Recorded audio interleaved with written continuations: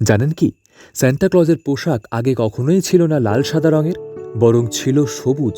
আর এই লাল সাদা পোশাক জনপ্রিয় হওয়ার নেপথ্যে একটি জনপ্রিয় কোল্ড ড্রিঙ্কসের ব্র্যান্ড। আগামীকাল বড়দিন, অর্থাৎ সেই ছোটবেলার স্যান্টা ক্লজের দিন।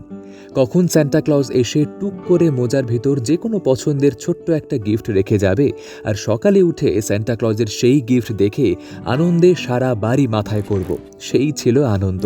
কিন্তু জানেন কি, স্যান্টা ক্লজকে আমরা যে পোশাকে দেখে থাকি আদতে সেই পোশাকই ছিল না।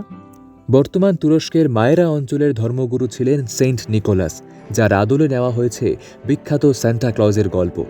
জনশ্রুতি প্রচলিত যে দরিদ্র মানুষদের বাড়িতে এক ব্যক্তি একটি মোজায় করে সোনার কয়েন দিয়ে আসতেন, যার পরনে থাকত একটি সবুজ রঙের পোশাক।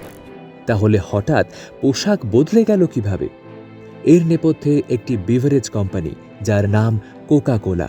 ১৯৩১ সালে কোকা কোলা কোম্পানি নিজেদের শীতকালীন ব্যবসা বাড়ানোর জন্য বিভিন্ন রকম বিজ্ঞাপন দেওয়া শুরু করে, যেখানে স্যান্টা পোশাক দেখানো হয় লাল সাদা, যাতে বোঝা যায় যে স্যান্টা কোকা কোলা পান করছেন।